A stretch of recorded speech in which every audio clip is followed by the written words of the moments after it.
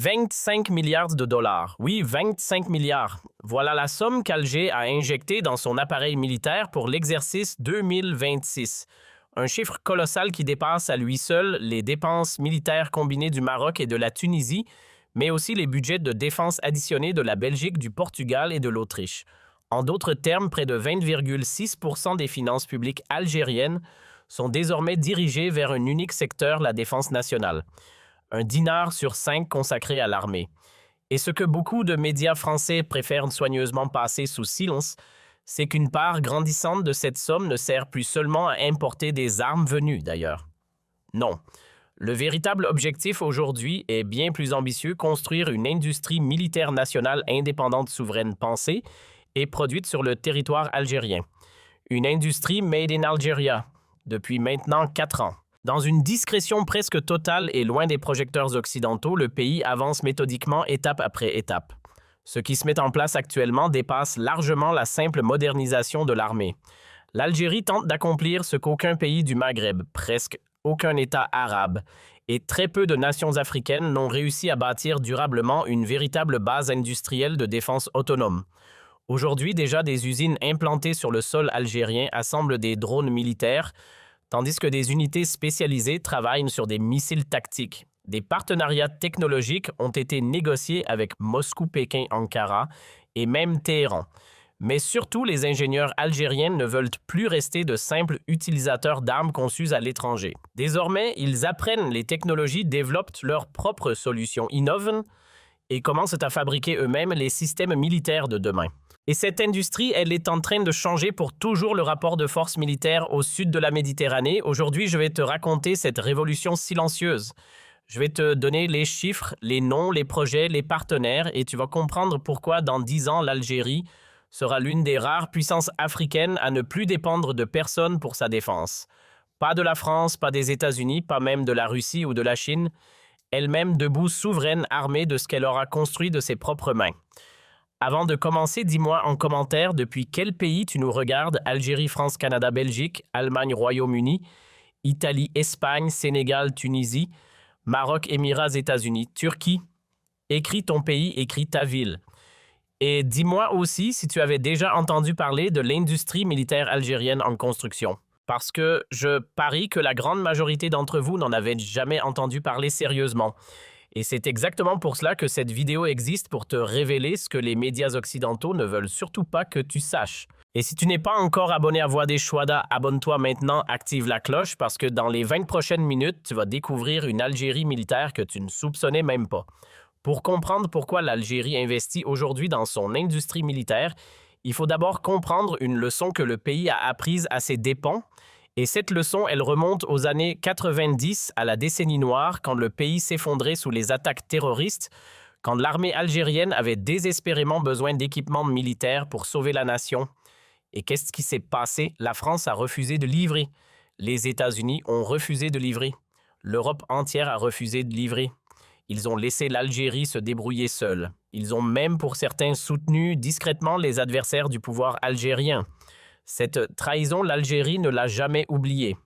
Elle a compris dans la douleur une vérité fondamentale. Quand tu dépends d'un pays étranger pour ton armement, tu dépends de sa bonne volonté politique au moment précis où tu as le plus besoin d'armes. Et les puissances occidentales n'ont pas de bonne volonté. Elles ont des intérêts. Et ces intérêts, ils changent selon les conjonctures politiques du moment. Un pays qui fait dépendre sa défense nationale de l'étranger, c'est un pays qui met sa souveraineté dans les mains d'autres dirigeants. Ce n'est plus un pays souverain, c'est un pays sous tutelle armée. Et c'est à partir de cette leçon douloureuse qu'est née la doctrine algérienne actuelle, diversifier massivement les fournisseurs d'abord, puis progressivement construire une industrie nationale qui permettra un jour dans 10 ou 20 ans de ne plus dépendre de personne. C'est un projet de long terme, c'est un projet patient, c'est un projet stratégique et ce projet, il est aujourd'hui en pleine accélération. Parlons maintenant concrètement, parlons de ce qui se construit en ce moment, même sur le sol algérien, parce que les chiffres, ils vont te surprendre. Premier domaine, les drones. L'Algérie fabrique aujourd'hui des drones sur son territoire. Oui, tu as bien entendu fabriquer, pas importer, au FPA 2025, qui est le Festival panafricain d'Alger dédié aux technologies militaires l'Algérie, a présenté publiquement une gamme complète de drones conçus et assemblés localement. Des drones de reconnaissance, des drones tactiques, des drones de combat, des drones kamikazes, toute une famille. Le fleuron de cette production, c'est un drone inspiré du Mohajer iranien. Pour ceux qui ne le connaissent pas, le Mohajer est un drone de combat iranien entré en service en 2018. Il a un rayon d'action de 200 km. Il peut voler pendant 12 heures sans interruption. Il peut emporter jusqu'à 2 missiles air-sol. C'est l'un des drones les plus efficaces du marché dans sa catégorie et il coûte beaucoup moins cher que ses équivalents américains ou israéliens. Environ 3 à 5 millions de dollars l'unité contre plus de 20 millions de dollars pour un Reaper américain. L'Algérie ne se contente pas d'acheter ses drones à l'Iran. Elle a négocié un transfert de technologie. Cela signifie que des usines algériennes dans la région de Constantine et dans d'autres zones industrielles militaires assemblent aujourd'hui ces drones avec des composants partiellement produits localement. Les ingénieurs algériens apprennent, les techniciens algériens sont formés, les savoir-faire se transfèrent et d'ici quelques années, l'Algérie sera capable de fabriquer des drones entièrement conçus et produits sur son territoire sans aucune dépendance étrangère pour les composants critiques. Deuxième domaine, les missiles. L'Algérie développe aussi une capacité de production de missiles tactiques. Les détails sont bien sûr classés secret défense et aucun pays sérieux ne communique publiquement sur ce genre de programme. Mais plusieurs sources spécialisées internationales confirment qu'il existe en Algérie des programmes de production locale de missiles anti-chars, de missiles solaires de courte portée et potentiellement de missiles balistiques tactiques. Ces programmes sont menés en coopération avec la Russie, avec la Chine, et probablement avec d'autres partenaires qui préfèrent rester discrets. L'objectif à terme est que l'Algérie ne soit plus obligée d'acheter tous ces missiles à l'étranger. Parce que quand tu dois passer commande pour chaque missile tiré, attendre la livraison et espérer que ton fournisseur accepte de te livrer en temps de crise, tu es dans une situation de vulnérabilité stratégique totale. L'industrie locale, même modeste au début, corrige ce problème, elle garantit une capacité de réaction immédiate. Elle permet de constituer des stocks sans dépendre des décisions politiques étrangères. Troisième domaine, les véhicules blindés. Ici, l'Algérie a déjà fait des progrès impressionnants. Le pays produit localement depuis plusieurs années des véhicules blindés de transport de troupes, des véhicules de reconnaissance des ambulances militaires blindées, en coopération avec des partenaires allemands comme Mercedes-Benz Défense et avec l'italien Ferrovial Euronissan dans le cadre du partenariat de la société Safav MB, ces usines emploient des milliers d'ouvriers algériens. Elles forment des ingénieurs et chaque véhicule qui sort de ces usines est un véhicule qui n'a pas besoin d'être importé. Les armes légères et les munitions. L'Algérie produit depuis des décennies dans les complexes industriels de Seriana et d'autres sites militaires protégés des armes légères de type Kalachnikov, des mitrailleuses, des mortiers et des millions de cartouches de toutes catégories. Cette industrie des armes légères, elle est mature. Elle couvre intégralement les besoins nationaux et elle permet même, selon certaines sources, des exportations discrètes vers des pays africains partenaires. Cinquième domaine, et celui-là est crucial, la marine. L'Algérie construit des navires militaires. Oui, des navires dans les chantiers navals de Mers El-Kébir et d'Annaba en coopération principalement avec la Chine et avec l'Allemagne. Des corvettes, des patrouilleurs, des bâtiments de soutien. Cette capacité navale est essentielle pour un pays qui a 1600 km de côte méditerranéenne à protéger. Et là encore, c'est un transfert de technologie progressif. Dans quelques années, l'Algérie sera capable de construire elle-même des navires de plus en plus sophistiqués. Maintenant, il y a quelque chose que tu dois comprendre. Toutes ces capacités industrielles, elles ne sont pas parties de rien. Elles s'appuient sur une école militaire technique qui forme année après année des milliers d'ingénieurs spécialisés en défense. L'école militaire polytechnique de Borj El Bari, l'école supérieure du matériel de Beni Messouz, l'école des télécommunications militaires. Toutes ces institutions forment chaque année des officiers ingénieurs de très haut niveau technique. Et ces officiers, ce sont eux qui dirigent aujourd'hui les programmes de production militaire nationale. Ce sont eux qui négocient les transferts de technologie avec les partenaires étrangers. Ce sont eux qui conçoivent les adaptations locales. Sans ce capital humain formé pendant des décennies, aucune industrie militaire n'aurait pu voir le jour. C'est la base silencieuse de tout ce qui se construit aujourd'hui. Si cette analyse te parle, mets un like sur cette vidéo maintenant. Le bouton bleu en bas, cela prend 1 seconde, mais cela permet à ces informations que tu ne trouveras nulle part ailleurs d'atteindre d'autres Algériennes dans le monde. Et continue avec moi parce qu'on n'a pas encore vu la dimension géopolitique la plus importante. Maintenant, parlons de la doctrine derrière tout cela. Parce que cette industrie militaire, ce n'est pas juste du business d'armement, c'est une philosophie stratégique. Et cette philosophie, elle repose sur 5 piliers que je veux que tu comprennes. Premier pilier, la diversification radicale des fournisseurs. L'Algérie n'achète pas ses armes à un seul pays. Elle achète à la Russie, à la Chine, à l'Allemagne, à l'Italie, à la Turquie, à l'Iran, à la Biélorussie, à la Corée du Sud, pour certains équipements non létaux. Cette diversification, elle garantit qu'aucun pays ne peut à lui seul paralyser l'armée algérienne en bloquant les livraisons de pièces de rechange. C'est une assurance stratégique, une protection contre les chantages. Deuxième pilier, la règle des transferts technologiques. Chaque contrat d'achat d'armes comporte obligatoirement des clauses de transfert de technologie. L'Algérie ne se contente jamais d'acheter. Elle apprend, elle forme, elle absorbe. Les techniciens algériens sont envoyés dans les usines étrangères pour maîtriser les chaînes de production. Les formateurs étrangers viennent en Algérie enseigner les savoir-faire. Cette règle, elle transforme chaque contrat d'achat en un programme d'éducation militaire nationale. Troisième pilier, la règle de la production locale progressive. L'Algérie impose systématiquement dans ses contrats un pourcentage minimum de production locale. Au début, 15%, puis 25%, puis 25%, puis 25%, puis 40%, puis 50%. L'objectif ultime est d'arriver à des taux de production locale de 70 ou 20% pour les équipements stratégiques. Cette montée en puissance est progressive, patiente, mais inexorable. Quatrième pilier, le refus absolu des kill switch. Un kill switch, c'est un dispositif que certains pays, notamment les États-Unis, intègrent dans leurs équipements militaires exportés. Ces dispositifs permettent de désactiver à distance les armes vendues si les relations politiques se dégradent. C'est ce qui est arrivé à la Turquie avec les F-16 américains. C'est ce qui est arrivé à l'Iran dans les années 80 avec les F-14 Tomcat achetés au temps du Shah. L'Algérie refuse catégoriquement tout équipement qui contient ce type de dispositif. Ce refus, c'est pour cela qu'elle achète principalement russe et chinois parce que ces pays vendent des armes qui appartiennent réellement à l'acheteur, sans condition d'usage, sans possibilité de blocage à distance. Cinquième pilier, la culture du secret. Et ce pilier, il est aussi important que les 4 autres. L'Algérie ne communique presque jamais publiquement sur ses programmes militaires. Les annonces officielles sont rares, les cérémonies de mise en service sont discrètes. Les parades militaires montrent peu d'équipements de dernière génération. Cette culture du secret, elle contraste radicalement avec la communication militaire française, américaine, israélienne, où chaque nouvel équipement fait l'objet de campagnes médiatiques tonitruantes. L'Algérie, elle préfère la discrétion pour que ses adversaires potentiels ne puissent jamais savoir exactement ce qu'elle possède et ce qu'elle est capable de faire. C'est une tradition stratégique héritée de la guerre de libération et elle se perpétue jusqu'à aujourd'hui. Maintenant, je veux te poser une question fondamentale et je veux vraiment ta réponse en commentaire. Selon toi, quelle est la priorité absolue pour l'industrie militaire algérienne dans les 5 prochaines années? Développer massivement la production locale de drones de combat. Accélérer la fabrication de missiles et de munitions guidées. Investir dans les technologies de guerre électronique et de cybersécurité.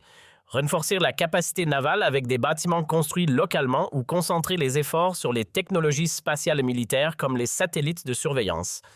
Dis-moi ta priorité argumente parce que ce débat stratégique, il détermine la puissance algérienne des années 2030. Maintenant, je veux qu'on parle d'une dimension que personne n'évoque jamais, la dimension industrielle générale. Parce que construire une industrie militaire, cela ne se limite pas à fabriquer des armes. Cela entraîne toute une économie industrielle, des entreprises sous-traitantes en métallurgie, en électronique, en chimie, en textile technique, en informatique. Chacune de ces sous-traitances crée des emplois, développe des compétences, forme des ouvriers spécialisés, nourrit un tissu industriel national. L'industrie militaire dans tous les pays qui ont réussi leur développement industriel a toujours été le moteur initial. Les États-Unis ont construit leur industrie aéronautique civile sur la base de leur aéronautique militaire. La France a bâti sa filière nucléaire civile sur les acquis de son programme nucléaire militaire. La Chine utilise massivement les retombées civiles de ses programmes militaires pour dynamiser son économie et l'Algérie est en train de suivre exactement la même voie. Son complexe militaro-industriel en construction, c'est aussi une politique de développement industriel national, un moyen de créer une base ouvrière qualifiée, de former des ingénieurs, de stimuler la recherche et développement. Cette dimension économique, elle est souvent invisible pour le grand public, mais elle est fondamentale parce qu'elle signifie que chaque dollar investi dans l'industrie militaire nationale, c'est un dollar qui reste en Algérie, qui crée de l'emploi algérien, qui forme des travailleurs algériens, au lieu de partir enrichir Dassault en France ou Lockheed Martin aux États-Unis. C'est une révolution économique en plus d'être une révolution militaire. Si tu trouves cette analyse précieuse, partage cette vidéo maintenant avec un membre de ta famille qui pense encore que l'Algérie est un pays sans industrie, avec un jeune qui doute des opportunités professionnelles offertes par son pays, avec un ami qui répète les clichés français sur une Algérie soi-disant dépendante. Donne-lui ces informations, donne-lui cette analyse et laisse-le réviser sa vision parce que Voix des Chouada, c'est la chaîne qui rend visible ce que les autres rendent invisible. Maintenant, parlons d'une dimension particulièrement sensible, la réaction internationale. Comment les puissances étrangères réagissent-elles à cette montée en puissance industrielle et militaire algérienne? Première réaction, la France en panique absolue. Et cette panique est légitime de son point de vue parce que pendant des décennies, la France a considéré l'Algérie comme un marché captif, comme un pays qui devrait forcément acheter ses armes, ses hélicoptères, ses véhicules blindés à l'industrie militaire française. Le Rafale, par exemple, Paris espérait pouvoir le vendre à l'Algérie pour des montants de plusieurs milliards. Cet espoir est mort. Et les industriels français de la défense Dassault Thales, Airbus, Helicopters, MBDA. Safran pleurent en silence chaque année des contrats qu'ils auraient pu décrocher si seulement leur gouvernement n'avait pas saboté la relation franco-algérienne. Deuxième réaction, les États-Unis. Inquiétude grandissante parce que Washington observe avec attention qu'une puissance militaire autonome émerge au sud de la Méditerranée, et cette puissance n'est contrôlée ni par Washington ni par ses alliés. Elle dépend principalement de la Russie et de la Chine, les deux grands rivaux stratégiques des États-Unis, et elle développe progressivement sa propre industrie nationale. Pour les stratèges américains, cette Algérie-là est un cauchemar en construction, un pays qu'ils ne peuvent ni acheter, ni menacer, ni changer d'orientation. Troisième réaction, Israël. Préoccupation réelle et documentée parce qu'Israël a identifié depuis longtemps l'Algérie comme un adversaire stratégique majeur au sud de la Méditerranée. Les liens algéro-iraniens qui se sont renforcés ces dernières années sont suivis de très près par les services de renseignement israéliens et la montée en puissance des capacités de production de missiles et de drones en Algérie. En coopération possible avec Téhéran est considérée à Tel Aviv comme une menace à moyen terme. C'est pour cela qu'Israël pousse activement ses alliés, notamment le Maroc, à acquérir des armements défensifs pour contrebalancer la puissance algérienne. Quatrième réaction, le Maroc anxiété mal dissimulée. Rabat observe que l'écart militaire avec Alger se creuse d'année en année, et cette observation pousse le Maroc à multiplier les achats d'armements, notamment américains et israéliens, pour tenter de combler son retard. Mais le Maroc n'a pas les mêmes moyens financiers que l'Algérie, il n'a pas les mêmes ressources en hydrocarbures pour financer ses importations militaires, et il n'a pas la même tradition industrielle. Donc cet effort de rattrapage marocain est structurellement voué à rester en retard. Ces quatre réactions, elles dessinent un nouveau paysage géopolitique. L'Algérie n'est plus un acteur secondaire qu'on peut ignorer. C'est une puissance militaire en construction que toutes les grandes puissances doivent prendre au sérieux. Et cette reconnaissance, même si elle n'est pas toujours exprimée publiquement, elle est déjà intégrée dans les calculs stratégiques de Washington, Paris, Tel Aviv et Rabat. Maintenant, je veux qu'on parle d'un scénario à 10 ans parce que se projeter dans l'avenir, c'est aussi mesurer l'ambition de ce qui se construit aujourd'hui. Imagine l'Algérie en 2036. Dans 10 ans, quelle puissance militaire sera-t-elle? Si les trajectoires actuelles se maintiennent, voici ce qu'on peut raisonnablement attendre. Une capacité nationale de production de drones de combat couvrant intégralement les besoins militaires. Une industrie de missiles tactiques autonomes produisant des dizaines de milliers de munitions guidées par an. Une industrie navale capable de construire des frégates et des sous-marins en coopération avec des partenaires étrangers, des satellites militaires entièrement conçus et opérés par l'Algérie, une force aérienne complète intégrant des Su-57 russes, des drones algériens et des missiles de croisière de dernière génération. Une armée de terre équipée à plus de 70% de véhicules blindés produits localement. Ce scénario, il n'est pas de la science-fiction, il est la projection logique des investissements actuels. Si l'Algérie maintient son budget défense autour de 20 à 25 milliards de dollars par an pendant les 10 prochaines années, elle aura investi entre 200 et 250 milliards de dollars dans sa défense. Une partie massive de cet argent ira dans l'industrie nationale et cette industrie, à cette échelle, sera une vraie puissance régionale, peut-être même continentale. Pour la France et pour l'Europe, ce scénario est une révolution stratégique parce qu'à l'horizon 2036, elles devront composer avec une puissance militaire algérienne qui ne dépendra plus de personne qui pourra vendre ses armes à d'autres pays africains, qui pourra projeter sa puissance en Méditerranée occidentale sans demander la permission de qui que ce soit. Et cette nouvelle Algérie-là, elle réduit considérablement la marge de manœuvre diplomatique des anciennes puissances coloniales. Voilà pourquoi Paris regarde avec une telle angoisse ce qui se construit aujourd'hui, parce que chaque drone assemblé en Algérie, chaque missile produit sur le sol algérien, chaque véhicule blindé sortant des usines algériennes, c'est une pièce de plus dans la construction d'une puissance qui rendra la France structurellement moins importante dans la région. Avant de te laisser, je veux qu'on récapitule ensemble les 5 choses les plus importantes que tu dois retenir de cette vidéo. Première chose, le budget défense algérien pour 2026 s'élève à environ 25 milliards de dollars, 20,6% du budget national total. Un effort financier colossal soutenu dans la durée qui positionne l'Algérie comme la plus grande puissance militaire d'Afrique. Deuxième chose, au-delà des achats d'armement, une véritable industrie militaire nationale est en construction. Production locale de drones inspirés du Moajer 6, programme de missiles tactiques, fabrication de véhicules blindés en partenariat avec Mercedes-Benz, armes légères et munitions produites en totalité localement, construction navale en coopération avec la Chine et l'Allemagne. Cette industrie couvre déjà plusieurs segments stratégiques. Troisième chose, la doctrine algérienne repose sur 5 piliers: diversification radicale des fournisseurs, règles systématiques des transferts technologiques, montée progressive de la production locale, refus absolu des kill switch étrangers et culture du secret militaire qui protège le pays de ses adversaires. Quatrième chose, cette montée en puissance militaire a des effets économiques majeurs.